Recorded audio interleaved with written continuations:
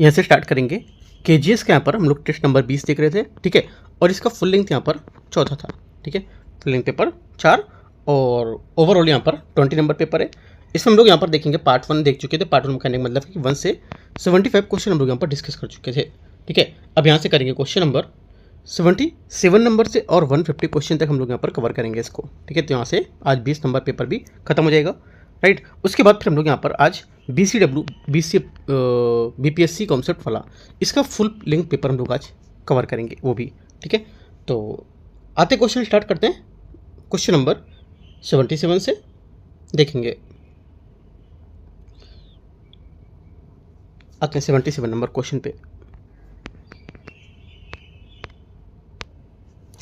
77 number question है, इसमें बोला है मध्य हिमालय की निम्नलिखित चोटियों में से कौन से यहाँ पर अपनी ऊंचाई के साथ साथ क्या करता है, सम्मिलित नहीं कर रहा है, ऊंचाई के साथ यहाँ पर सम्मिलित नहीं है, कौन सा बताना है।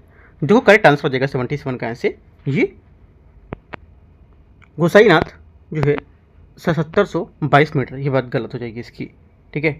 गोसाईनाथ यहाँ पर है गलत है क्योंकि गोसाईनाथ 8014 मीटर हिमालय के इस भाग में स्थित होगी, ठीक है। 7722 इसमें नहीं होगी, ठीक है। आगे आते हैं क्वेश्चन 78 नंबर। 78 नंबर है अभिकथन ए और कारण आर। 22 दिसंबर को उत्तरी गोलार्ध में साल का सबसे छोटा दिन और सबसे लंबी रात होती है, ठीक है। क्या होगा 78 का पहला स्टेटमेंट यहाँ से करेक्ट है।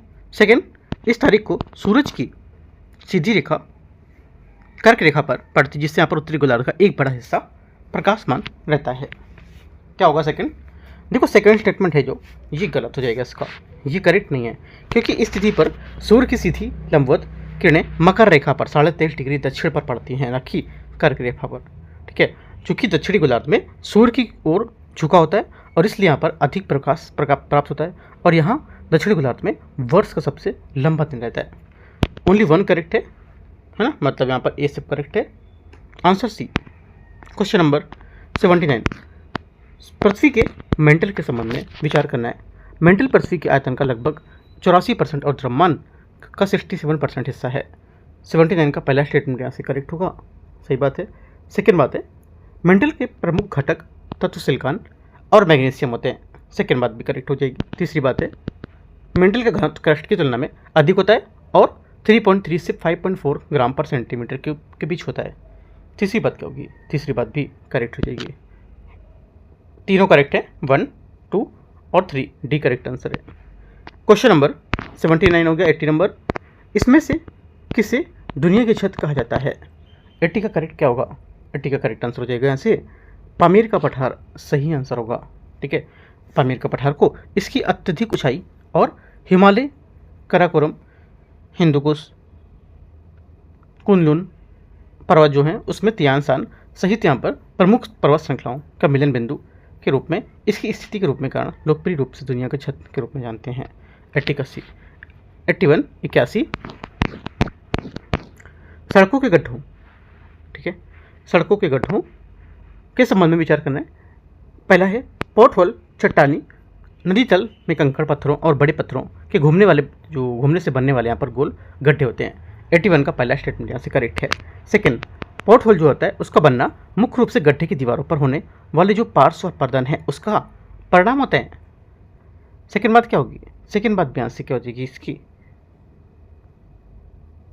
गलत हो जाएगी। क्यों, क्योंकि यहाँ पर जो जल गर्तिकाएँ होती हैं, ठीक है, जिसको बोलते हैं पोर्ट होल्स, इसके निर्माण और उनके गहरा होने से पीछे मुख्य प्रक्रिया लंबवत अपघर्षण होना, नीचे की ओर घिसाव या ड्रिलिंग होता है, न कि पार्श्व अपघटन या अपघर्षण, ठीक है। ये जब भी पार्श्व जो अपघर्षण होता है वह भी क्या होता है जो समय के साथ साथ गड्ढे को चौड़ा करता है, लेकिन चट्टान ने शुरुआत में गड्ढा बनाने वाला प्रमुख प्रेरक बल लंबवत ही होता है। तीसरी बात है कंकड़ों को लगातार घूमने से पोर्ट होल गहराई और चौड़ाई दोनों बड़े हो जाते हैं, ये बात करेक्ट है, ठीक है। आंसर क्या होगा, 1 और 3 इसका सही है। सही आंसर पूछा है तो ए करेक्ट है। 82 नंबर है क्रीटेशियस शब्द लैटिन शब्द क्रेटा से लिया गया है जिसका अर्थ क्या है। देखो जिसका अर्थ होता है कि चौक, है ना। क्रीटेशियस शब्द की उत्पत्ति लैटिन शब्द क्रेटा से हुई थी जिसका अर्थ चौक या खड़िया होता है। ये नाम इसलिए रखा गया क्योंकि इस भूवैज्ञानिक काल के दौरान चौक के व्यापक निक्षेप बने थे और चौक एक नरम सफ़ेद चूना पत्थर है जो मुख्य रूप से सूक्ष्म समुद्री जीवों से बना हुआ है। क्रिस्टेशियस काल मेसोजोइक महाकल्प का अंतिम काल था जिसकी अवधि लगभग 14.5 मतलब 14.5 करोड़ से 6.6 करोड़ वर्ष पूरे तक थी। ठीक है, ये काल चौक की व्यापक संरचनाओं के लिए जनाता है, जैसे कि इंग्लैंड और डोवर प्रसिद्ध यहाँ पर सफ़ेद चट्टानें। ठीक है, आगे आते क्वेश्चन 83 नंबर। इसमें बोला है नवानुवर्ती और प्रत्यानुवर्ती नदियों के संबंध में विचार करना है। नवानुवर्ती नदियाँ अनुगामी धाराओं की दिशा में बहती हैं, जबकि प्रत्यानुवर्ती नदियाँ विपरीत दिशा में बहती हैं। 83 का पहला स्टेटमेंट यहाँ से करेक्ट है। सेकेंड, नवानुवर्ती नदियाँ कटाव चक्र की शुरुआती में बनी पुरानी संरचनाएं होती हैं, जबकि प्रत्यानुवर्ती नदियाँ बाद में विकसित होती हैं। सेकेंड बात क्या होगी? सेकेंड बात गलत हो जाएगी इसकी। ठीक है, क्योंकि नवानुवर्ती नदियाँ अपर्दन चक्र के शुरुआती चरण में बनने वाली कोई पुरानी आकृतियाँ नहीं होती हैं। ये भूदृश्य विकास के बाद के चरणों में विकसित होती हैं। जैसे जैसे अपर्दन की प्रक्रिया आगे बढ़ती है और नए अपवाह प्रतिरूप उभर कर आते हैं, और प्रत्यानुवर्ती नदियाँ भी बाद में अब उपलब्ध या उत्पन्न नहीं होती, इसलिए इनके बीच अंतर उनके प्रवाह की दिशा में आधारित होता है, न कि उनकी सापेक्ष आयु पर। ओनली वन यहाँ से करेक्ट होगा। क्वेश्चन नंबर 84 है, 84 नंबर क्वेश्चन। दक्षिण दोलन के संबंध में विचार करें, इनमें से कौन सा क्षेत्र वायुमंडलीय परिसंचरण स्थानांतरण से है? करेक्ट आंसर क्या होगा? देखो, दक्षिण प्रशांत क्षेत्र में ऊपर वायुमंडल जो होता है उसमें परिसंचरण के खिसकाव को दक्षिणी दोलन के रूप में जानते हैं, और ये क्या होता है? ये एल नीनो की घटना के घटित होने के एक यहाँ पर पूर्व संकेत बताता है। एल नीनो वर्ष के दौरान पश्चिम से दक्षिण पूर्वी एशिया तक जो फैले भूमध्य रेखीय क्षेत्र होता है उसके पूर्व विस्तार से एक बड़ा बदलाव होता है। समान तौर पर उत्तरी ऑस्ट्रेलिया, न्यू गिनी और इंडोनेशिया के जो ऊपरी निम्नदाब हैं उसकी स्थिति बनी रहती है, उसकी सामान्य स्थिति बनी रहती है, जहाँ पर समुद्र के पानी का सबसे विशाल और सबसे गर्म जल निकाय मौजूद होता है। ये निम्नदाब गर्म पानी का एक जमाव और एक गहरी थर्मोक्लाइन से जुड़ा होता है। आंसर डी करेक्ट है। क्वेश्चन 85 है, समानांतर जल अपवाह प्रणाली के संबंध में विचार करना है। समानांतर अपवाह तंत्र की विशेषता यह है कि नदियाँ एक केंद्रीय ऊंचे क्षेत्र से बाहर की ओर अरी रूप में बहती हैं। 85 का पहला गलत है, क्योंकि यहाँ पर किसी केंद्रीय उच्च भूमि से बाहर की ओर बहने वाली नदियाँ अरी अपवाह प्रतिरूप का निर्माण करती हैं, न कि समानांतर अपवाह के प्रतिरूप का। ठीक है, पहला गलत है। सेकेंड बोला है, राजस्थान की चंबल, बनास और काली सिंध नदियाँ भारत के समानांतर जल अपवाह प्रणाली का बेहतरीन उदाहरण है। सेकेंड बात भी गलत है, क्योंकि चंबल, बनास और काली सिंध नदियाँ यमुना गंगा अपवाह तंत्र का हिस्सा है, और ये समानांतर अपवाह के उदाहरण नहीं है। भारत में समानांतर अपवाह का प्रतिनिधित्व मुख्य रूप से पश्चिमी घाट से निकलने वाली और पश्चिमी की ओर बहने वाली छोटी नदियों द्वारा किया जाता है, जैसे कि शरावती, काली नदी, जुआरी और पेरियार। राइट, दोनों बातें गलत हैं। आंसर यहाँ से पूछा सही तो कोई सही नहीं, डी। क्वेश्चन 86 86 नंबर है। इसमें बोला है, अलग अलग तूफानों के मिलने से बना और कम से कम 6 घंटे तक रहने वाला एक बड़ा व्यवस्थित संवहनी तंत्र कहलाता है क्या? ये कहलाता है, करेक्ट आंसर, मेसो स्केल संवहनी कॉम्प्लेक्स। ठीक है, मेसो स्केल कन्वेक्टिव कॉम्प्लेक्स तूफानों का एक काफ़ी बड़ा और व्यवस्थित और बड़े पैमाने का समूह होता है। मौसम विज्ञान में ये मेसो स्केल कनेक्टिव सिस्टम का एक खास और स्पष्ट रूप से परिभाषित हिस्सा होता है। निर्माण कैसे होता है? ये तब बनता है जब अनेक अलग अलग सेल या बहुसेल गरज चमक वाले तूफान आपस में मिलकर एक विशाल सुसंगठित और अत्यधिक शक्तिशाली संवहनी मौसम तंत्र का निर्माण कर लेते हैं। ठीक है, आंसर क्या हो जाएगा? 86 का ये करेक्ट है। 87 87 बायो एक्यूमुलेशन के संबंध में विचार करना है। बायो एक्यूमुलेशन के बारे में विचार करना है। ये सबसे निचले पोषी स्तर पर मौजूद जीवों में भी हो सकता है, जो सीधे आसपास के वातावरण से ग्रहण करते हैं। 87 का पहला स्टेटमेंट क्या होगा? देखो, 87 का पहला स्टेटमेंट जो होगा ये करेक्ट है। सेकेंड बात है, पहला क्यों करेक्ट है? क्योंकि बायो जो एक्यूमुलेशन है वह प्रक्रिया होती है जिसमें प्रदूषण किसी जीव के शरीर में जलवायु, मिट्टी या भोजन के माध्यम से धीरे धीरे एकत्रित होते रहते हैं। इसलिए खास श्रृंखला के सबसे निचले पोषण स्तर में स्थित जीवों में जैव संचयन देखा जा सकता है। सेकेंड बात है, इसमें क्रमिक पोषी स्तरों की प्रदूषकों की सघनता के लगातार वृद्धि शामिल होती है। सेकेंड गलत है, क्योंकि ट्रॉफिक लेवल जो होता है, ट्रॉफिक लेवल या पोषण स्तर जो होता है, इसमें प्रदूषकों की मात्रा में लगातार बढ़ोतरी और बायो मैग्नीफिकेशन की मुख्य विशेषता होती है, ना कि बायो एक्यूमुलेशन की। बायो एक्यूमुलेशन समय के साथ साथ किसी एक जीव के भीतर प्रदूषकों के कुल जमाव पर केंद्रित होता है। ठीक है, ओनली वन करेक्ट है, दूसरा गलत हो जाएगा। क्वेश्चन नंबर 88 किस शहर को सिटी ऑफ ड्रीमिंग स्पाइरस कहा जाता है? आंसर 88 का हो जाएगा, ये कहते हैं ऑक्सफोर्ड को। ठीक है, ऑक्सफोर्ड इसका सही आंसर होगा। ऑक्सफोर्ड को सिटी ऑफ ड्रीमिंग स्पाइरस कहा जाता है। ये वाक्यांश अंग्रेजी में कवि मैथ्यू अर्नोल्ड ने अपनी कविता थेसिस में गढ़ा था, जिसमें उन्होंने ऑक्सफोर्ड यूनिवर्सिटी के ऐतिहासिक कॉलेज भवनों को ऊंचे शिखरों के मीनारों की बड़ी सुंदर स्काईलाइन का जिक्र किया था। 89 नंबर 89 नंबर है, बाराटांग द्वीप मध्य अंडमान द्वीप से निम्नलिखित में से किस जलडमरूमत द्वारा अलग होता है? आंसर हो जाएगा 89 का करेक्ट आंसर यहाँ से हुम्फ्रे स्ट्रेट इसका सही आंसर है। ठीक है, हुम्फ्रे स्ट्रेट निवासी का सही आंसर हो जाएगा। बाराटांग द्वीप मिडिल अंडमान द्वीप से हुम्फ्रेज स्ट्रेट के लिए जरिया अलग होता है, और ये एक उथला और सकरा चैनल है जो सिर्फ कुछ ही सौ मीटर इसके दक्षिण में बाराटांग द्वीप और अंडमान मिडिल स्टेट के जरिए दक्षिण अंडमान द्वीप में अलग होता है। आंसर 89 सी। 90 नंबर है, हरियाणा राजस्थान सीमा पर स्थित ढोसी पहाड़ी को किस प्रकार के ज्वालामुखी के रूप में वर्गीकृत किया जाता है? आंसर हो जाएगा 90 का करेक्ट आंसर यहाँ से ये होगा मृत ज्वालामुखी, इसका करेक्ट आंसर होगा। ठीक है, हरियाणा राजस्थान बॉर्डर पर अरावली रेंज के दक्षिण पश्चिम छोर में स्थित ढोसी पहाड़ी एक मृत ज्वालामुखी ही है। ये प्री मलानी आग्नेय समूह का हिस्सा है, और यहाँ ज्वालामुखी की जो गतिविधि है ये लगभग कितना 732 मिलियन साल पहले हुई थी, और इस पहाड़ी पर आज भी एक साफ क्रेटर, पुराने लावा और बहाव के निशान दिखाई देते हैं। आंसर यहाँ से इसका होगा 90 का बी करेक्ट है। क्वेश्चन नंबर 91, संविधान के अनुच्छेद 21 आर्टिकल 21 के बारे में ये नागरिकों तथा गैर नागरिकों दोनों को उपलब्ध होता है। पहली बात 91 का करेक्ट है। सेकेंड, मेनका गांधी मामले में निर्णय में ये इसके दायरे का उल्लेखनीय विस्तार किया है। सेकेंड बात क्या होगा?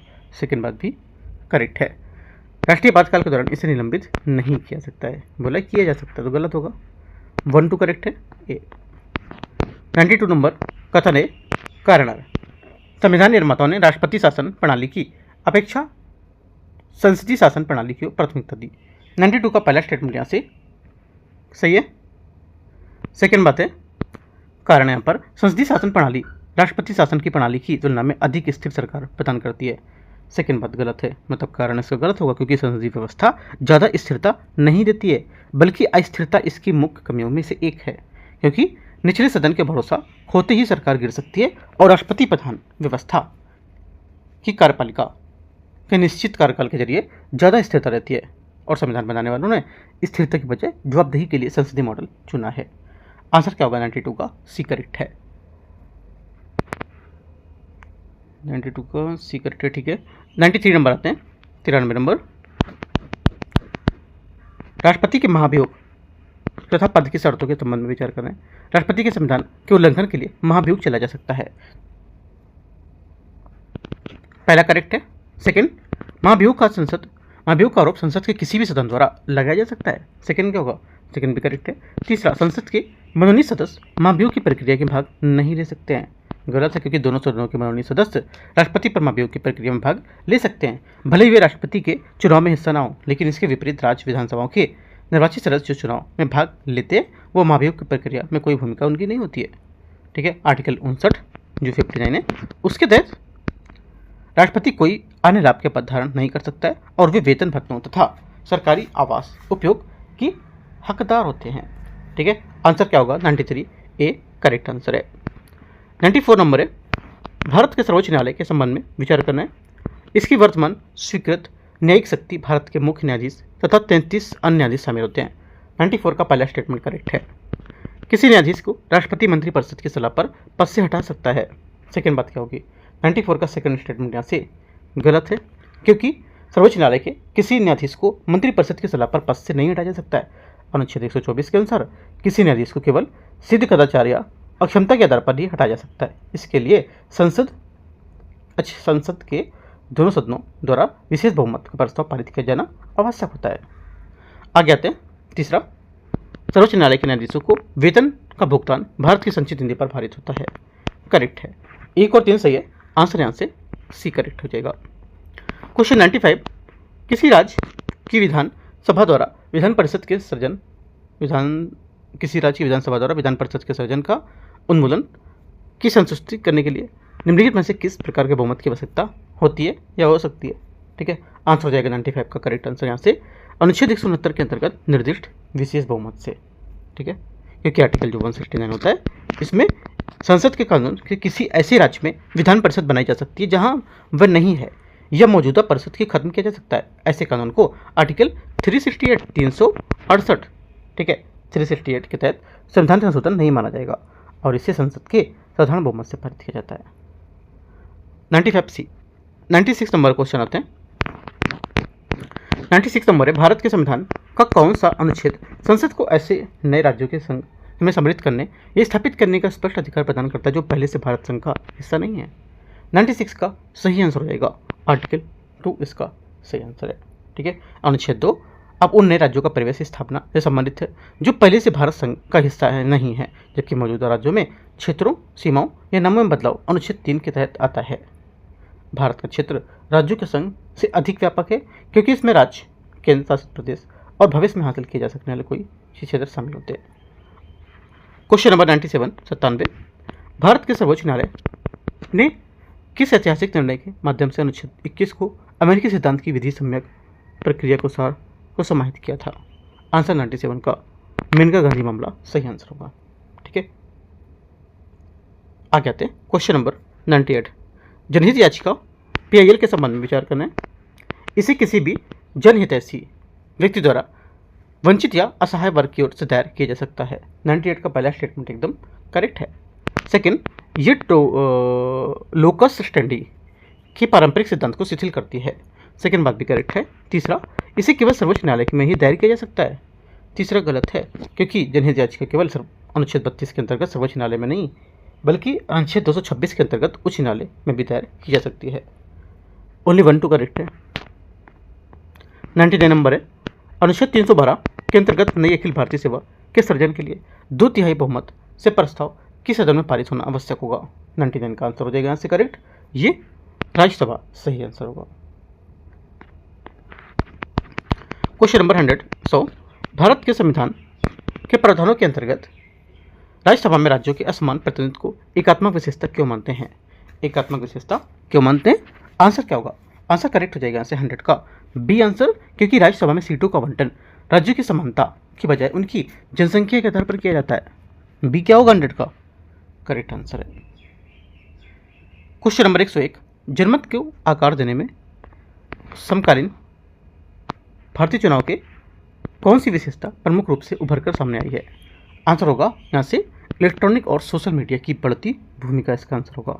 मीडिया की बढ़ती भूमिका आज की भारतीय चुनावी राजनीति में इलेक्ट्रॉनिक मीडिया में जो न्यूज़ चैनल और खासकर टारगेटेड सोशल मीडिया प्लेटफॉर्म जो होते हैं, व्हाट्सएप, ट्विटर है ना, और ट्विटर का नाम अब एक्स हो गया है, और फेसबुक है ना, ये सब यहाँ पर जनमत बनाने के लिए राजनीतिक नैरेटिव तय करने के लिए वोटरों को एकजुट करने में सबसे प्रभावशाली ताकत बनकर उभरा है।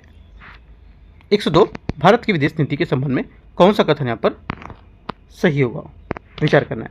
पहला, गुट निरपेक्षता का अर्थ शीत युद्ध के दौरान सैन्य गुटों से दूर रहना था। 102 का पहला स्टेटमेंट यहाँ से क्या होगा, करेक्ट है। सेकेंड, भारत की परमाणु नीति पहले इस्तेमाल न करने, नो फर्स्ट यूज सिद्धांत पर आधारित होती है। सेकेंड बात करेक्ट है। तीसरा, लुक वेस्ट नीति का संबंध मध्य एशिया के साथ साथ भारत से जुड़ाव से है। तीसरा गलत है, क्योंकि लुक वेस्ट पॉलिसी जो होती है ये इसका संबंध भारत के पश्चिमी एशिया और खाड़ी देशों के साथ संबंध से है, न कि मध्य एशिया से। मध्य एशियाई देशों के साथ संबंध कनेक्ट सेंट्रल एशिया पॉलिसी के जरिए बनाते हैं। भारत विदेश नीति के प्रमुख उद्देश्य में राष्ट्रीय सुरक्षा की रक्षा और आर्थिक विकास को बढ़ावा देना और विश्व शांति बनाए रखना शामिल होता है। ठीक है, आंसर क्या होगा, 1 2 करेक्ट है। 102 का ए। 103 नंबर है, भारत और बांग्लादेश के बीच कुछ क्षेत्रीय एनक्लेव के आदान प्रदान को लागू करने के लिए 2015 में कौन सा संवैधानिक संशोधन अधिनियम पारित किया गया था? आंसर क्या होगा? देखो आंसर हो जाएगा 103 का करेक्ट आंसर 100वां संविधान संशोधन अधिनियम इसका करेक्ट आंसर होगा। ठीक है, 103 का ए यहाँ से करेक्ट आंसर है। 104 नंबर है, 104 है 42वें संविधान संशोधन द्वारा जोड़े गए नए नीति निर्देशक तत्व कौन से शामिल थे? आंसर 104 का क्या होगा? ये शामिल थे एक तो सामान्य और मुफ्त कानूनी सहायता, ठीक है, दूसरा उद्योगों के प्रबंधन में श्रमिकों की भागीदारी, तीसरा है पर्यावरण सुरक्षा और सुधार, चौथी बात यहाँ से नागरिकों के लिए समान नागरिक संहिता सुनिश्चित करना। ये गलत है, ओनली 1 2 3 करेक्ट है बी। क्वेश्चन नंबर 105, इनमें से किसी संविधान के मूल ढांचे का हिस्सा माना गया है? 105 का करेक्ट आंसर हो जाएगा एक तो न्यायिक समीक्षा को, दूसरा आपका हो जाएगा संविधान का संघीय स्वरूप हो जाएगा, तीसरा आपका हो जाएगा स्वतंत्र और निष्पक्ष चुनाव, और चौथी बात आपका संपत्ति का अधिकार इसमें नहीं होगा, क्योंकि संपत्ति का अधिकार मूल ढांचे का हिस्सा नहीं है। इसे 44वें संविधान संशोधन द्वारा मौलिक अधिकार के रूप में हटा दिया गया था और अनुच्छेद 300A के तहत एक समान कानूनी अधिकार बना दिया गया था। मूल ढांचे को अन्य तत्वों की संविधान में सर्वोच्चता, कानून का शासन, शक्ति को पृथक्करण, राज्य का धर्मनिरपेक्ष चरित्र, ये सब यहाँ पर इसकी बीच सिद्धांतों में संतुलित करने को शामिल होता है। ठीक है, आंसर क्या होगा? चौथे गलत है, बाकी करेक्ट है बी। 106 नंबर है,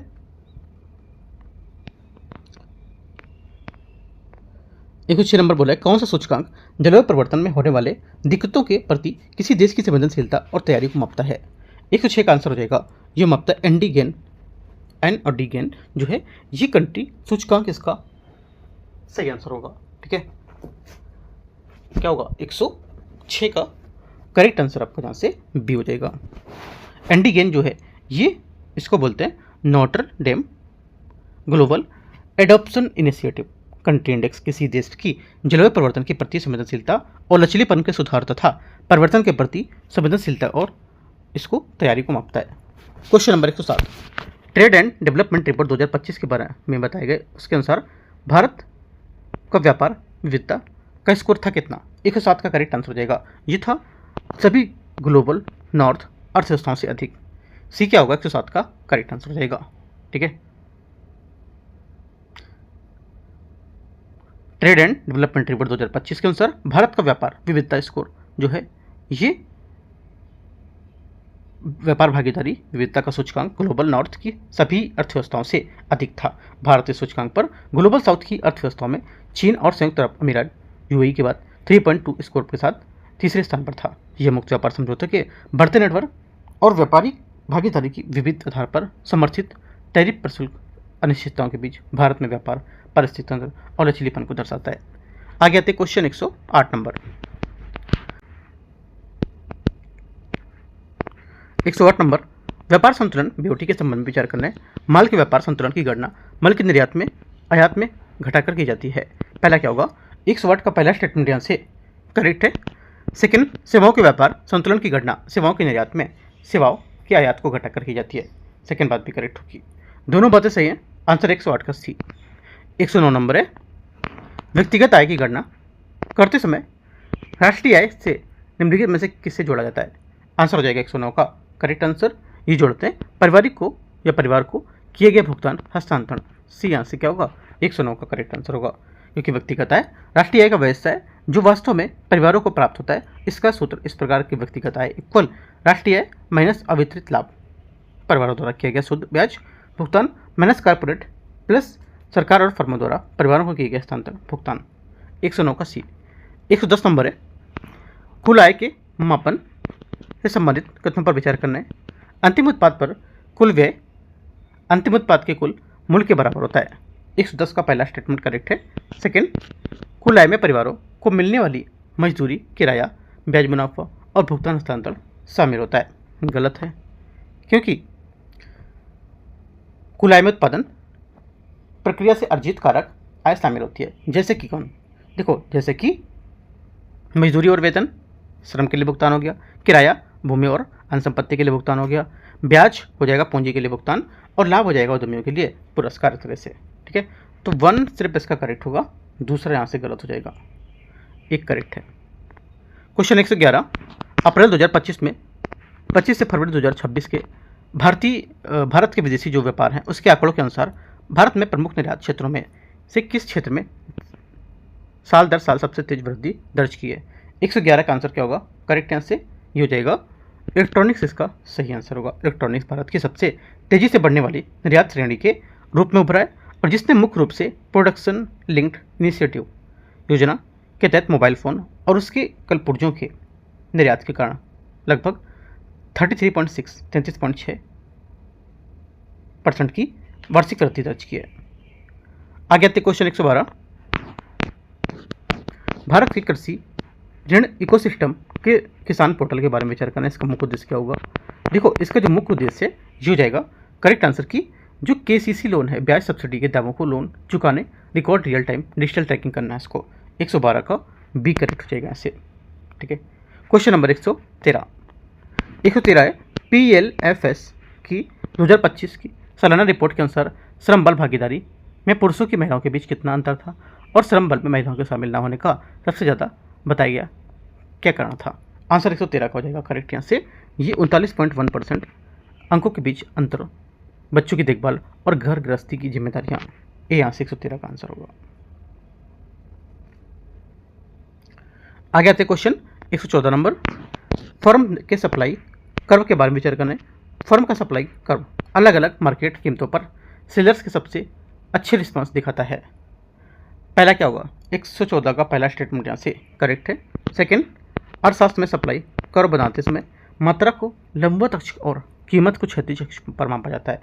सेकंड बात गलत हो जाएगी इसकी, क्योंकि ये कथन अर्थशास्त्र के आरेखों में प्रयुक्त अक्ष परिपाटी को गलत तरीके से बताता है।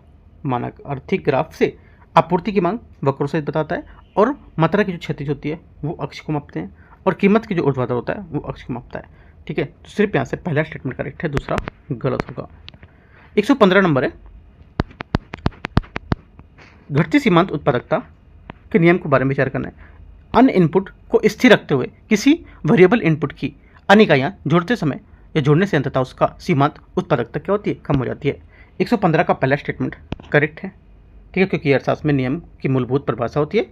सेकेंड बात, ये नियम उस बिंदु की पहचान करने में मदद करता है जहाँ अतिरिक्त इनपुट का इस्तेमाल कम कुशल और अलाभकारी हो जाता है।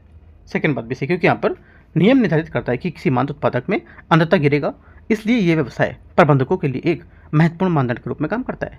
ये उन्हें उत्पादन कर और कर्मचारियों की नियुक्ति के इष्टतम स्तर को निर्धारित करने में मदद करेगा।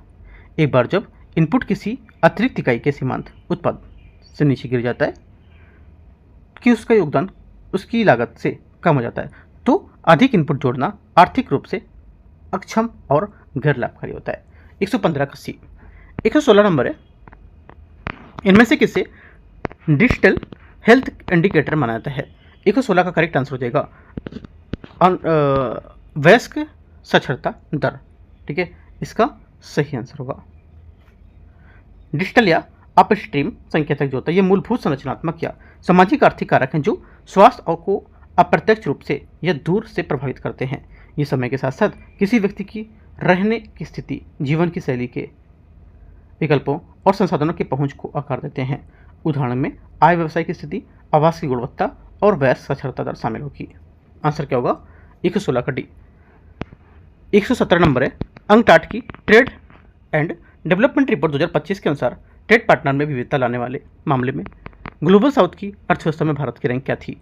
117 का आंसर हो जाएगा, इसकी रैंक है जो ये है कितनी? करेक्ट आंसर 117 का हो जाएगा आपका तीसरी रैंक है ना? सी नंबर करेक्ट आंसर होगा इसका। आगे आते क्वेश्चन 118, भारत के सीमेंट उद्योग के स्थान निर्धारण तथा उत्पादन अर्थशास्त्र को प्रभावित करने वाली प्रमुख संरचनात्मक बाधा क्या है? देखो, जो प्रमुख यहाँ पर इसकी बाधा होगी एक तरह से ये सीमेंट का आयतन को अधिक तथा मूल के भार को अनुपात को कम होने के कारण इसका परिवहन महंगा पड़ता है। इसलिए उत्पादन इकाइयाँ प्रायः क्या करती हैं कि चूना के भंडारों या चूना पत्थर के भंडारों को निकट स्थापित की जाती हैं। ठीक है, जिससे यहाँ पर सस्ता पड़े। ठीक है, आंसर क्या होगा? बी क्या होगा? 118 का करेक्ट आंसर होगा।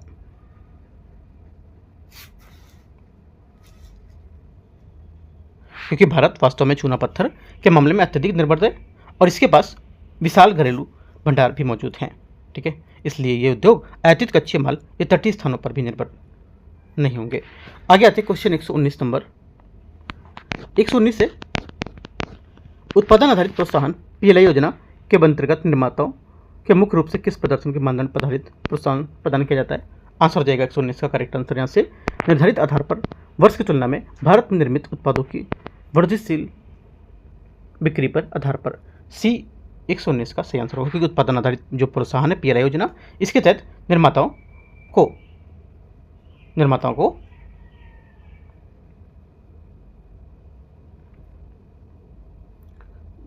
मुख्य रूप से एक निर्धारित आधार वर्ष की तुलना में भारत में निर्मित उत्पाद की जो वृद्धिशील बिक्री होती है उसके आधार पर क्या करते हैं? प्रोत्साहन प्राप्त करते हैं या प्रोत्साहन देते हैं इससे। और ये योजना आधार वर्ष की सीमा से अधिक की गई अतिरिक्त वृद्धिशील बिक्री पर प्रतिशत आधारित प्रोत्साहन को भुगतान करती है। इससे उत्पादन लिंक्ड बनता है। आंसर क्या होगा? सी 120 नंबर है। निम्नलिखित में से कौन सा विकल्प द्विगुणित गणना की समस्या की सर्वश्रेष्ठ व्याख्या करता है? 120 का सही आंसर हो जाएगा यहाँ से अंतिम वस्तुओं के साथ मध्यवर्ती वस्तुओं के मूल्य को भी जोड़कर गणना करना। ये यहाँ से 120 का सही आंसर होगा। ठीक है, क्योंकि मध्यवर्ती वस्तु का मूल्य पहले से ही अंतिम उत्पाद की कीमतों में शामिल होता है, इसलिए दोनों की गणना करने से राष्ट्रीय आय का वास्तविक से अधिक अनुमान लग जाता है।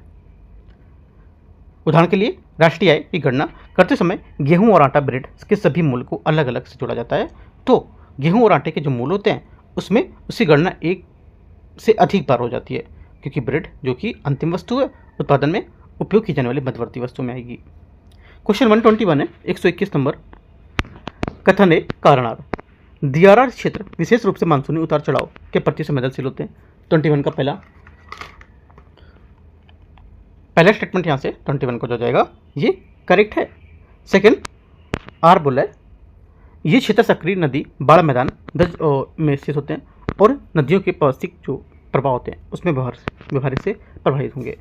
सेकंड बात यहाँ से क्या होगी? सेकंड बात यहाँ से गलत होगी, करेक्ट है भी। दोनों बातें सही हैं, क्योंकि देखो DRR क्षेत्र सक्रिय बाढ़ के मैदानों में स्थित होता है जहाँ नदियाँ अक्सर अपना मार्ग बदलती हैं और तलछट जमा करती हैं। ठीक है, और परिदृश्य को नया कर देती है। नदियों का वार्षिक व्यवहार जो होता है, वार्षिक व्यवहार विशेष रूप से मानसून के मौसम के दौरान इन क्षेत्रों में बाढ़ की सीमा, गाद के जमाव, तटबंधों के कटाव और भूमि निर्माण की प्रक्रिया को निर्धारित करती है। ये करेक्ट आंसर हो जाएगा। क्वेश्चन नंबर 122 है तख्त श्री पटना साहिब संबंध में विचार करना है। वर्तमान गुरुद्वारे के विकास में महाराजा रणजीत सिंह का महत्वपूर्ण योगदान रहा है। 122 का पहला स्टेटमेंट यहाँ से क्या होगा?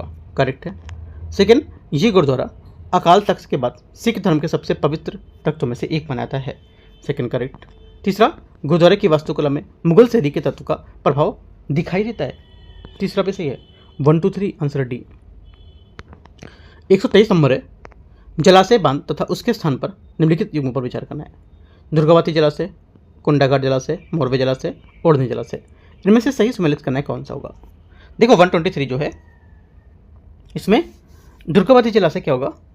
ये जिसे करमचट बांध के रूप में भी जाना जाता है। ये कैमूर और रोहतास जिलों के सीमावर्ती क्षेत्रों में स्थित है। सही है। सेकेंड बात, कुंडाघाट जलाशय जमुई, मोरवे जलाशय लखीसराय और ओढ़नी जलाशय बांका। ये सभी यहाँ से करेक्ट होंगे। 123 का आंसर क्या हो जाएगा? डी करेक्ट है सभी। 124 जल जीवन हरियाली मिशन के बारे में विचार करना है। इसे बिहार सरकार ने 2 अक्टूबर 2024 को लॉन्च किया था। 124 का पहला स्टेटमेंट गलत है, क्योंकि जल जीवन हरियाली मिशन की शुरुआत बिहार सरकार ने 2 अक्टूबर 2019 को मुख्यमंत्री नीतीश कुमार के नेतृत्व में की गई थी।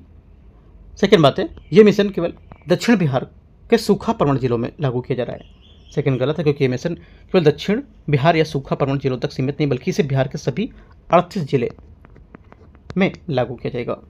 दोनों बातें क्या गलत हैं? आंसर सही पूछा तो डी, कोई सही नहीं है। 125 नंबर है बिहार विधानसभा के संबंध में विचार करना है। बिहार विधानसभा ने 7 फरवरी 2026 को अपना 105वां स्थापना दिवस मनाया। 125 का पहला स्टेटमेंट सही है। सेकेंड, ये समारोह वर्ष 1921 में आयोजित बिहार की प्रथम विधायी बैठक की स्मृति में मनाया गया था। सेकेंड बात भी सही है। तीसरा, राष्ट्रीय ई विधान एप्लीकेशन का शुभारंभ बिहार के विधानसभा के गिरिराज सिंह द्वारा किया गया था। तीसरी बात गलत है, क्योंकि स्थापना दिवस समारोह के दौरान लोकसभा अध्यक्ष ओम बिरला ने औपचारिक रूप से बिहार विधानसभा में राष्ट्रीय ई विधान एप्लीकेशन नेवा का शुभारंभ किया था। यह शुभारंभ कागज रहित या पेपरलेस विधायी प्रणाली की दिशा में बिहार को बदलाव को चिन्हित करता है, जो विधायकों की कार्रवाई और दस्तावेजों के डिजिटल रूप में पहुंच को सक्षम बनाएगा। ये यहाँ से करेक्ट आंसर है। 126 नंबर है, बिहार की नित्या पांडे का चयन एशियाई मुक्केबाजी अंडर 15 के अंडर 17 और अंडर 17 में चैंपियन 2026 में भारत का प्रतिनिधित्व करने वाले यहाँ पर किस भार में किया जाएगा, किस भार के लिए यहाँ पर किया गया है इसका आंसर हो जाएगा 126 का करेक्ट आंसर यहाँ से क्या होगा, ये 52 से 55 के जी के लिए यहाँ पर किया गया है। ठीक है, और ये बिहार के औरंगाबाद के पिपरा गांव की 13 वर्षीय मुक्केबाज बॉक्सर नित्या पांडे को एशियाई मुक्केबाज में अंडर 15-17 चैंपियन 2026 में 52 से 55 किलोग्राम भार वर्ग के लिए भारत का प्रतिनिधित्व करने के लिए चुना गया है।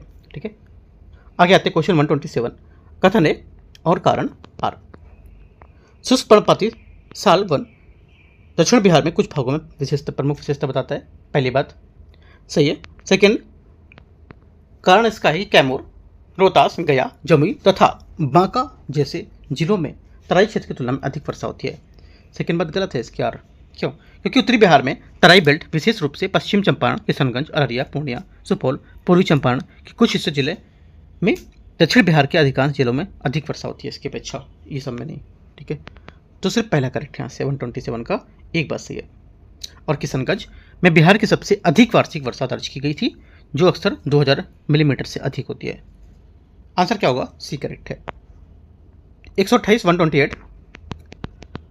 128 है 33वें CII उत्कृष्ट शिखर सम्मेलन निम्नलिखित में से किसे वर्ष 2025 का CII क्वालिटी रत्न पुरस्कार प्रदान किया गया है। 128 का करेक्ट आंसर क्या होगा, 128 का आंसर हो जाएगा ए वेणु श्रीनिवास, इसका सही आंसर होगा।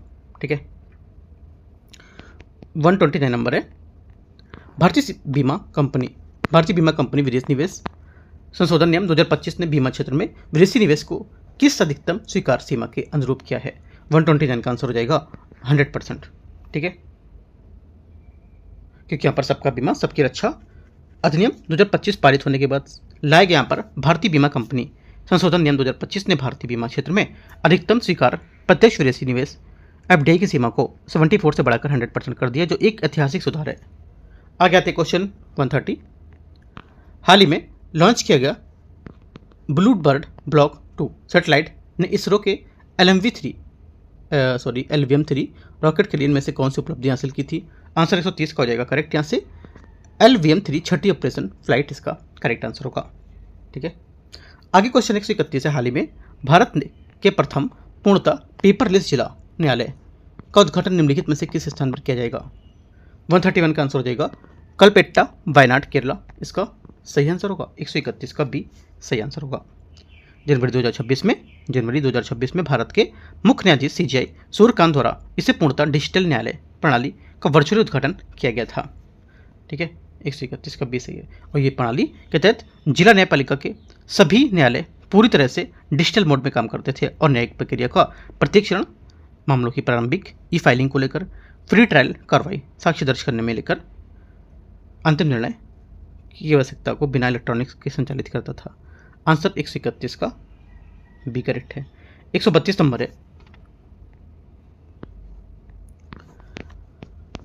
132 क्रिएटर्स कॉर्नर्स के संबंध में विचार करना है। इसका शुभारंभ प्रेस सूचना ब्यूरो द्वारा किया गया था। 132 का पहला स्टेटमेंट गलत है, क्रिएटर कॉर्नर का पहल की शुरुआत प्रसार भारती भारत के लोक सेवा प्रसारक द्वारा की गई थी, ना कि प्रेस सूचना ब्यूरो। गलत हो गया। प्रेस सूचना ब्यूरो किसको कहते हैं, PIB को बोलते हैं, जिससे UPSC क्वेश्चन हमेशा पूछता ज़्यादा।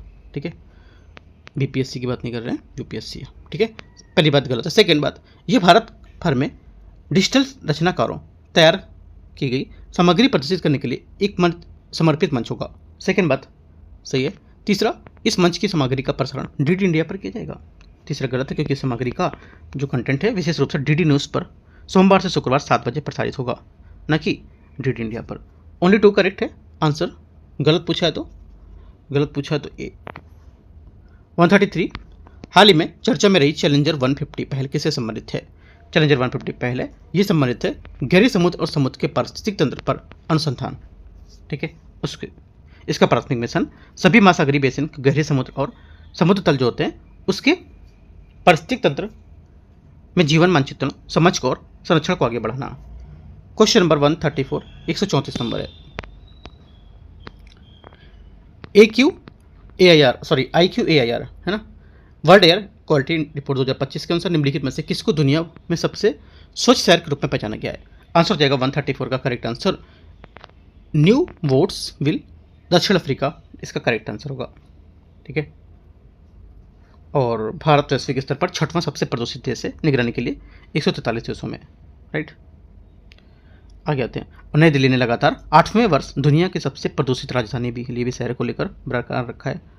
तीसरा पॉइंट आपको याद रखना है। आगे आते हैं 135 नंबर। हाल ही में चर्चा में रहे मासाकी काशीवारा को निम्नलिखित में से कौन सा प्रतिष्ठित सम्मान प्रदान किया गया है? आंसर हो जाएगा एबेल पुरस्कार सही आंसर होगा। जापानी गणितज्ञ मासाकी काशीवारा को Norwegian academy of science and letters द्वारा 2025 को एबेल पुरस्कार से सम्मानित किया गया है। उन्होंने इस प्रतिष्ठित पुरस्कार को प्राप्त करने वाले पहले जापानी नागरिक बनकर इतिहास रच दिया है और इस पुरस्कार को व्यापक रूप से गणित के नोबेल पुरस्कार के समकक्ष समान माना जाता है इसे। ठीक है, 136 136 हाल ही में चर्चा में रहे सॉल लीडरशिप कॉन्क्लेव का उद्घाटन प्रधानमंत्री द्वारा कहाँ किया गया था? 136 का सही आंसर हो जाएगा ये किया गया था भारत मंडपम नई दिल्ली, करेक्ट आंसर होगा। ठीक है, 2 दिवसीय इस कॉन्क्लेव में भूटान के प्रधानमंत्री दासो सेरिंग टोबेगो सम्मानित अतिथि के रूप में मुख्य भाग दिया गया था, भाषण दिया गया था। और school of ultimate leadership Gujarat में स्थित अपनी तरह का पहला एक आगामी नेतृत्व संस्थान है। इसका उद्देश्य प्राथमिक दृढ़ कर्तव्य को तैयार करना जो राजनीतिक, सार्वजनिक नीति, डीप टेक सामाजिक जो क्षेत्र होता है उसको लेकर कल्याण को आगे बढ़ा सके। तो सिर्फ इतनी बात जो यहाँ पर पूछी उतनी बात याद कर लो, बाकी कुछ खास ज़्यादा नहीं इंपॉर्टेंट है। 136 का भी 137 नंबर है। वर्ष 2025 में जस्टिन ट्रूडो के बाद कनाडा के प्रधानमंत्री कौन बने हैं? 137 का आंसर हो जाएगा ये बने मार्क कार्नी, इसका सही आंसर होगा। ठीक है, 138 नंबर है। बुल्गारिया द्वारा यूरो को अपनी आधिकारिक मुद्रा के रूप में अपनाने के बाद वह यूरो का कौन सा सदस्य बन गया है? आंसर हो जाएगा 138 का करेक्ट आंसर 21वां। ठीक है, आगे आते हैं 139 नंबर, सॉरी 139 नंबर। ठीक है, 21वां स्थान था, 139 क्वेश्चन आते हैं। हाल ही में किस बैंक ने भारत का पहला पूर्णतः digital foreign portfolio investor FPI licence जारी किया है? 139 का correct answer Kotak Mahindra bank इसका करेक्ट आंसर होगा। आगे आते क्वेश्चन 140। भारत की पहली international cycling road race Pune grand tour 2026 के लिए हाल ही में किसे गुडविल एम्बेसडर के रूप में नियुक्त किया गया है? 140 का आंसर हो जाएगा ऐसे महेंद्र सिंह धोनी इसका करेक्ट आंसर हो जाएगा। आगे आते हैं 141 नंबर। 141 है वह संख्या ज्ञात करना है जो प्रश्न चिन्हों के स्थान ले सके। क्वेश्चन मार्क के वहाँ पर कौन सा स्थान आएगा, कौन सा नंबर आएगा? करेक्ट आंसर हो जाएगा ये आएगा 16। ठीक है, कैसे 12 माइनस 10 कितना हो गया? 2 हो गया। 12 माइनस 10 तो जो इसमें आ जाएगा 2 और 12 10 2 बचेगा। इसके मत कितना है? 17 है। ठीक है, ऊपर कितना है? 17 × 2 34। सेकंड कॉलम में आएंगे 12 से लेंगे और 12 माइनस 10 करेंगे इक्वल 2। इसके मध्य कितना है? 13 दूनी 26। ठीक है, ऐसे कि जितना मध्य में आ रहा है माइनस करने पे उससे इसका मल्टीपल कर दे रहे हैं। तो कॉलम 3 में क्या है? 16 लिखा है, 16 माइनस 10। राइट, क्या होगा? 16 माइनस 10 तो 6, मध्य कितना? 17 6 का 102। राइट, तो जो आंसर यहाँ से हो जाएगा ये हो जाएगा आपका 16 करेक्ट है। Question number 142। नीचे दी गई आकृति में कितने त्रिभुज हैं बताना है, कितने ट्रायंगल यहाँ पर है? करेक्ट आंसर 142 का डी, 18 से ज़्यादा ट्रायंगल इसमें। ठीक है, इन सबका ट्रायंगल से अगर नाम रख लोगे ना तो ज़्यादा आसानी से कर पाओगे आप। ABCD से करके पूरा नाम भर लो तो और आसानी से निकाल पाओगे आप। क्वेश्चन 143।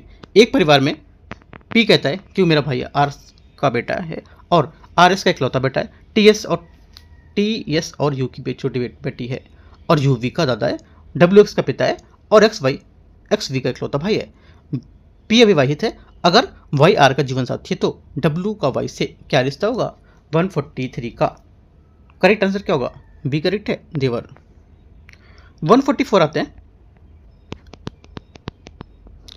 अगर प्लस का मतलब माइनस है, ठीक है, माइनस का मतलब मल्टीपल है और मल्टीपल का मतलब प्लस है, तो क्या, तो हल करेंगे, इसको सॉल्व करेंगे। आंसर क्या आएगा, आंसर आएगा सॉल्व करने पे यहाँ पर 144 का करेक्ट आंसर 176 आएगा, ठीक है।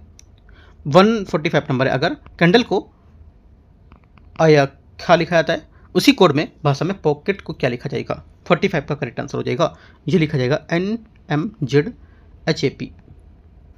46 नंबर है। अगर समीकरण 16x² kx प्लस 25 के मूल बराबर हैं तो k का मान क्या होगा। देखो अगर मूल बराबर होते हैं तो क्या होगा, इस स्थिति में क्या होता है, इस स्थिति में यहाँ पर इक्वल 0 रख देते हैं, इसको इक्वल 0 रखेंगे, यहाँ से इसकी वैल्यू निकाल लेंगे, a बराबर 16, b बराबर -k, c बराबर 25।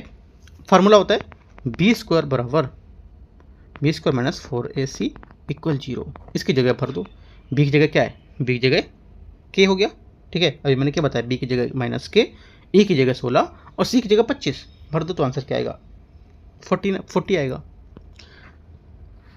आगे आते क्वेश्चन। अगर मूल बराबर होते हैं तब का फॉर्मूला है ये b² - 4ac इक्वल 0, ठीक है। 47 नंबर है। 3 का क्यूब डिवाइड 3 -1/2 इक्वल 3x + 1, तो 1/x + x² क्या होगा, तो 1/1 + x² क्या होगा, इसका मान देखो, आंसर हो जाएगा 147 का, ए करेक्ट है 1/17, ठीक है। 148 नंबर है। जब 10 लोगों के समूह में 60 किलोग्राम वजन वाले व्यक्ति की जगह एक नया व्यक्ति आता है तो उनका औसत वजन 2 किलोग्राम बढ़ जाता है। नए व्यक्ति का वजन क्या होगा, नए व्यक्ति का जो वजन है ये हो जाएगा 80 किलोग्राम। कितना हो जाएगा, 80 किलोग्राम इसका आंसर होगा, क्योंकि यहाँ पर 60 + 10 × 2 kg, क्योंकि यहाँ पर नए व्यक्ति का वजन इक्वल पुराने व्यक्ति का वजन प्लस कुल वजन में वृद्धि, 60 + 20 80 किलो पर वजन हो जाएगा इसका। 49 नंबर है। एक पुरुष छात्र और एक महिला छात्र के चुने जाने की प्रायिकता क्रमशः 1/5 1/3 है। दोनों में से केवल एक के चयनित होने की प्रायिकता क्या होगी, आंसर हो जाएगा 2/5, ठीक है। छात्र के चुने जाने की यहाँ पर प्रायिकता कितनी, 1/5 हो गई, ठीक है। पुरुष के चुने जाने की 1 - 1/5 हो गई 4/5, ठीक है। उसके बाद आप यहाँ पर महिला के छात्र के चुने जाने की प्रायिकता 1/3 और महिला छात्र ना चुने जाने की प्रायिकता 1 - 1/3 मतलब 2/3। केवल एक चुने जाने की प्रायिकता क्या होगी, 1/5 × 2/3 + 1/3 × 4/5। इसको जब सॉल्व करोगे तो 2/5 इसका करेक्ट आंसर होगा। क्वेश्चन नंबर 150 है। एक थैले में ₹1 50 पैसे 25 पैसे के कुल 270 सिक्के हैं। इन मूल्यों का अनुपात 4:3 रेशियो में है। 50 पैसों के सिक्कों की संख्या कितनी होगी। देखो इस टाइप का क्वेश्चन बीपीएससी पूछ सकता होगा, इस आगे पूछेगा क्वेश्चन, एवरग्रीन क्वेश्चन है, मतलब जैसे कि आपका बीपीएससी हो गया है ना, यूपीपीसीएस होगा, यूपीएससी भी तक यहाँ से इस टाइप के क्वेश्चन उठा सकता है, राइट। ये भी क्वेश्चन उठा सकता है। 149 150 दोनों क्वेश्चन इंपॉर्टेंट है, ठीक है। तो देखो 150 नंबर में क्या करना है आपको, आप लिखोगे, इसे पूरा लिखा आपने कि ₹1 50 पैसे 25 पैसे सिक्कों का अनुपात, ₹1 का अनुपात कितना हो जाएगा 4, 50 पैसे का रेशियो 3 और 25 पैसे का रेशियो 2, ठीक है। तो 4x × 1 + 3x × 2 + 2x × 4 equal 270। 4x + 6x + 8x बराबर 270, 18x बराबर 270, x बराबर हो जाएगा 15, ठीक है। 50 पैसे सिक्कों की संख्या कितनी आ गई, 6x थी तो 15 × 6 मतलब 90। बाकी अगर 50 पैसे पूछता है 50 का निकाल लो, और आगे पूछता है तो अपना जहाँ पर x था उसकी जगह वैल्यू रख दोगे इसकी। तो इस टाइप से यहाँ पर डी करेक्ट हो जाएगा। तो हम लोग ने यहाँ पर टेस्ट जो 20 है केजीएस का ये फाइनली खत्म किया, ठीक है। टेस्ट 20 तक केजीएस के हो गए पूरे, फुल लेंथ पेपर 4 तक, राइट। अब हम लोग यहाँ पर देखेंगे एडिटोरियल का भी पेपर देख लेंगे और अभी जो BCW पेपर उसको भी देखेंगे। देखो आप लोग यहाँ पर मैंने बताया था कि जो चैनल अपना है दिल्ली यूपीएससी नॉलेज टेक, उसको सब्सक्राइब करना है, ठीक है। उसको जाकर यूट्यूब पे सर्च करना है तो आपको चैनल मिलेगा, लेकिन यहाँ पर किसी ने सब्सक्राइब नहीं किया उसको, ठीक है। तो क्या करना है, ये काम जरूर करना है, क्योंकि जो हमारा जो इसका चैनल है अभी कुछ टाइम पर डिलीट हुआ था, मैंने बताया भी था ना कि इसका डिलीट नहीं मतलब यहाँ पर कॉपीराइट आया हुआ था, ठीक है। उसकी वजह से क्या था कि यहाँ पर जो चैनल था उसमें वीडियो अपलोड नहीं हो पाई थी। इसको बैकअप के लिए मैंने वो चैनल बनाया कि ज्वाइन कर लो, अगर कुछ ऐसे उसमें होता है तो वो चैनल आपको सेव रहेगा, सेव रखा रहेगा। कुछ टाइम में अभी मैं आंसर राइटिंग भी उसी में कराऊंगा, इसलिए बोल रहा हूँ कि इसको सब्सक्राइब कर लो, आपके लिए अच्छा होगा, ठीक है। क्योंकि यहाँ पे आपको कोई चार्जेस वैसे नहीं देने होते, आंसर राइटिंग करो या क्वेश्चन पेपर सोल्व करो, तो इस वजह से कह रहा हूँ उसको भी सब्सक्राइब करो, वहाँ पे भी कुछ वीडियो में अपलोड करूँगा अभी, ठीक है। तो एंड करते हैं। All the best, thank you.